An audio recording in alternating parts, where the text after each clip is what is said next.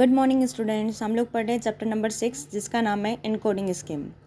Encoding मतलब जब हम डिजिट्स या नंबर को या अल्फ़ाबेट को जब हम बाइनरी कोड में कन्वर्ट करते हैं तो उसे हम इनकोडिंग कहते हैं। Encoding means to translate numbers, digits, alphabet, special symbols into the binary code. Binary code क्या होता है? Binary code contain only 2 bit, 0 and 1। जब हम उसे 0 और 1 के फॉर्म में परिवर्तित करते हैं तो हम उसे इनकोडिंग स्कीम कहते हैं। ये हम ऑलरेडी पढ़ चुके हैं। और इनकोडिंग करने के लिए हमने देखा कि अलग अलग नंबर्स जैसे 1 2 3 4 6 7 8 9 10 इन सब को हम बाइनरी में किस तरह लिखते हैं। हमने ये भी सीखा कि जब हम नंबर्स को बाइनरी में लिखते हैं तो 4 बिट किसे कहते हैं, 6 बिट किसे कहते हैं। हम अच्छे से जानते हैं 4 बिट का मतलब है कि उसके अंदर जो बिट्स होगी वो होगी सिर्फ 4 बिट्स। ये चारों 0 0 भी हो सकते हैं, 1 1 भी हो सकते हैं, 1 0 1 0 और कुछ भी हो सकता है। वो नंबर के ऊपर डिपेंड करेगा कि आप कौन सा नंबर लिखना चाह रहे हैं। अगर आप 1 लिखना चाह रहे हैं तो इसके लिए क्या होगा, 1 2 4 8 लिखेंगे और 1 के नीचे हम 1 लिखेंगे, बाकी सारे नंबर्स को हम क्या लिख देंगे, 0। तो ये जो बाइनरी कोड है ये किसके लिए है, 1 के लिए। तो हमने जो ऊपर लिखे है वो बाइनरी कोड किसके लिए, ये 0 के लिए, क्योंकि इसमें सारी डिजिट्स क्या है, 0। ये क्या नंबर है हम इसको भी चेक कर लेते हैं। देखिए हम सबसे पहले इसके ऊपर क्या लिखेंगे, हम सबसे पहले उसके ऊपर लिख देंगे 1। सबसे ऊपर क्या लिखना होता है हमें, 1, फिर इसके बाद में 2 और फिर 2 का डबल 4, 4 का डबल 8। अब ये सारी डिजिट्स 1 1 है, मतलब मुझे इन सबको प्लस करना होगा। तो मैं प्लस कर देती हूँ, 1 + 2 3, 3 + 4 7, 7 + 8 15। मतलब ये किसके लिए दिया हुआ नंबर है, 15 के लिए। तो ये वाला नंबर किसका है, फिर से मैं वही सेम काम करूँगी कि ये डिजिट किसकी है। मैं इसके ऊपर लिखूँगी 1 2 4 8, है ना। अब ये सब एक दूसरे के डबल होते हैं, 1 का डबल 2, 2 का डबल 4, 4 का डबल 8। ठीक है, तो अब जिसके नीचे 1 लिखा उस उन नंबर को जोड़ेंगे। तो यहाँ पर 2 के नीचे 1 लिखा हुआ है और 8 के नीचे 1 लिखा है, मतलब 8 + 2 टोटल कितना हो गया, 10। तो ये 10, ये जो बाइनरी कोड दिया हुआ वो किसका है, 10 का है। 10 के बाइनरी कोड को 1 0 1 0 से डिनोट करते हैं। ठीक है, आपको समझ में आया कि हम किस तरीके से 4 बिट में और नंबर्स को लिखते हैं। इसके प्रीवियस लेक्चर में मैंने आपको बहुत ही डिटेल में समझाया हुआ है। अब हमने देखा कि 4 बिट होते हैं, मतलब यहाँ पर 4 बिट्स होना चाहिए, 0 हो चाहे 1 हो। 6 बिट होते हैं, मतलब यहाँ पर 6 बिट होना चाहिए। ये कुछ भी नंबर हो सकते हैं, बट इनके पास टोटल जो प्लेस होती है, डिजिट प्लेस, वो कितने होना चाहिए, 6। 8 बिट किसे कहते हैं, जिसमें हमारे पास 8 बिट्स हो। टोटल 8 बिट्स होगी तो हम उसे क्या बोलेंगे, 8 बिट। ऐसे 16 बिट होता है, 32 बिट होता है, हम लोग 64 बिट लेते हैं, 128 बिट लेते हैं। तो अलग अलग बिट भी मार्केट में इसके डबल डबल करके होती है।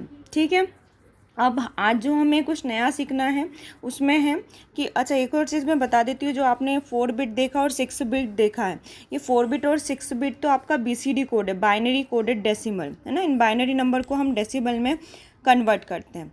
ये फर्स्ट इनकोडिंग स्कीम के अंदर आ जाता है। और उसके बाद में जब हम 8 बिट की बात करते हैं, 8 बिट यानी जो अभी मैंने आपको लिख के दिखाया था, 1 2 3 4 5 6 7 8, ये 8 बिट है। और इस 8 बिट को हम क्या बोलते हैं, एक्सटेंडेड बाइनरी कोड डेसिमल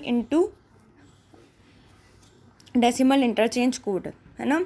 तो क्या बोलते हैं उसे हम, एक्सटेंडेड, क्योंकि 6 तक तो नॉर्मल था, उससे हमने उसको और एक्सटेंड कर दिया।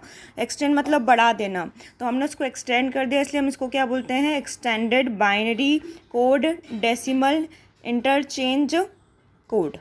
ठीक है, ये कोड है, लास्ट में क्या लिखा है, कोड। मतलब ये कोड है, कैसा कोड है, एक्सटेंडेड किया है किसको, जो नॉर्मल BCD था 6 बिट और 4 बिट, उसको हमने एक्सटेंड किया। तो हम इसको क्या बोलते हैं, extended binary code decimal interchange code. ठीक है, ये इसका फुल फॉर्म भी आपको याद रखना है। तो अभी अच्छे से क्लियर है आपको 4 बिट 6 बिट और 8 बिट हम किसे कहते हैं।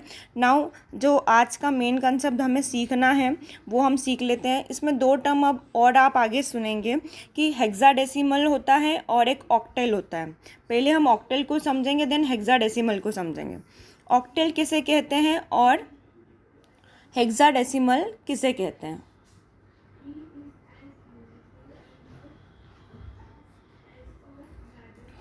ठीक है। तो ऑक्टल किसे कहते हैं, देखिए हमने यहाँ पे लिखा 1 2 4 और इसके बाद 8 लिखते हैं। अब अगर मैं 1 के नीचे भी 1 लिख दूँ, 2 के नीचे भी 1 लिखूँ और 4 के नीचे भी 1 लिखती हूँ और 8 के नीचे भी, मैंने चारों डिजिट को 1 1 कर दिया। तो अभी हमने देखा कि जब हम सबके नीचे 1 1 लिख देते हैं मतलब वो सारी आपस में ऐड हो जाएगी। 2 + 1 3, 3 + 4 7, 7 + 8 15, ये कितना है 15 है, मतलब 15 लिखा हुआ है। तो ऑक्टेल का मतलब होता है 8, ऑक्टेल का मतलब क्या होता है 8। तो जो भी नंबर आपका यहाँ आना चाहिए वो 8 से छोटा होना चाहिए। तो क्या 15 हमारा 8 से छोटा है, मतलब जो भी डिजिट हमें फाउंड होगी वो लेस देन 15 होना चाहिए। तो क्या हमारा डेसिमल नंबर जो हमें मिला है वो लेस देन 15 है, नहीं। तो हमें क्या करना पड़ेगा, इसको ऑक्टल बनाने के लिए इसमें से 8 को हटा देना होगा। 8 को अगर हम हटा देते तो अब मैंने सबको 1 कर दिया।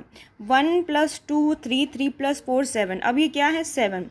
अब मैं 7 को कंपेयर करती हूँ इस 8 से, क्या 7 इज़ लेस देन 8 है, 7 इज़ लेस देन 8 है। तो हम क्या बोलेंगे, यस हमारी कंडीशन ट्रू होती है। तो ऑक्टेल नंबर में लेस देन 8 होना चाहिए। जो सेटिस्फाइड कोड करता है सिर्फ 3 बिट करते हैं, कितनी बिट कर पाती है सेटिस्फैक्शन 3 बिट।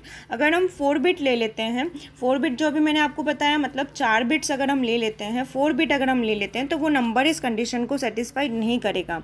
ऑक्टेल यानी कि 8 बिट होना चाहिए, लेस देन 8 बिट होना चाहिए। और हम इसलिए क्या करते हैं, सिर्फ 3 बिट को लेते हैं। जब हम 3 बिट लेते हैं, 3 बिट से ज़्यादा आपको नहीं लेना है, तो जो 3 बिट रिप्रेजेंटेशन होता है उसको क्या बोलते हैं हम, ऑक्टेल। क्लियर हुआ, 3 बिट रिप्रेजेंटेशन को क्या बोलेंगे, ऑक्टेल। 4 बिट आप रिप्रेजेंटेशन करते हैं, 6 बिट रिप्रेजेंटेशन करते हैं तो उसे हम क्या बोलते हैं, BCD। ठीक है, अब BCD में भी होता है ऑक्टेल और इसके अलावा एक्सटेंडेड BCD के अंदर भी ऑक्टेल होता है। चलिए अब ऑक्टेल के बाद में हम समझते हैं हेक्साडेसिमल किसे कहते हैं। हेक्साडेसिमल का मतलब होता है 16, लेस देन 16 होना चाहिए। जो भी आपका कैलकुलेशन, जो भी आपका टोटल आ रहा है वो लेस देन 16 होना चाहिए। तो मैं यहाँ पे लिख लेती हूँ, पहले हम स्टार्टिंग में क्या नंबर लिखते हैं 1, तो मैं लिख लेती हूँ 1, फिर 2 4 8 और 16। चलिए मैंने यहाँ पे कुछ ज़्यादा नंबर लिए, मैंने सबके नीचे 1 लिख दिया।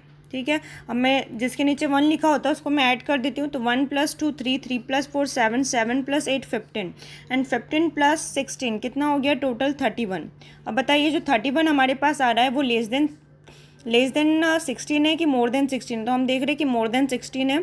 तो मोर देन 16 है मतलब हम ये नहीं ले पाएंगे। कितने बिट का था, 1, कितने बिट का रिप्रेजेंटेशन था, 1 2 3 4 5 बिट का था। तो 5 बिट हेक्साडेसिमल हो सकता है कि नहीं, तो हमने इसको हटा दिया। 5 बिट में से 16 वाले को हटा देते हैं और बाकी सबको अब ऐड करके देखते हैं क्या ये हमारी कंडीशन को सेटिस्फाइड कर रहा है। तो हम देखते हैं, चलिए 1 + 2 3, 3 + 4 7 एंड 7 + 8 कितना हुआ टोटल 15। अब देखिए 15 लेस देन 16 हो रहा है क्या, यस। मतलब हेक्साडेसिमल में कितने रिप्रेजेंटेशन आएंगे, हेक्साडेसिमल में आपको कितने बिट का रिप्रेजेंट करना है, ओनली 4 बिट। जब आप 4 बिट रिप्रेजेंटेशन करते हैं, कितने बिट का, 4 बिट का, 4 बिट यानी 0 0 0 0। तो ये 4 बिट रिप्रेजेंटेशन आपका क्या कहलाता है, हेक्साडेसिमल रिप्रेजेंटेशन। और जो 3 बिट रिप्रेजेंटेशन होता है वो क्या कहलाता है, ऑक्टेल। क्यों बोलते हैं मैंने समझा दिया, क्योंकि ऑक्टेल का मतलब होता है 8 और इन सब का सम जो होता है वो लेस देन 8 होना चाहिए, मतलब लेस देन 8 होना चाहिए। हम हेक्सा का मतलब होता है 16।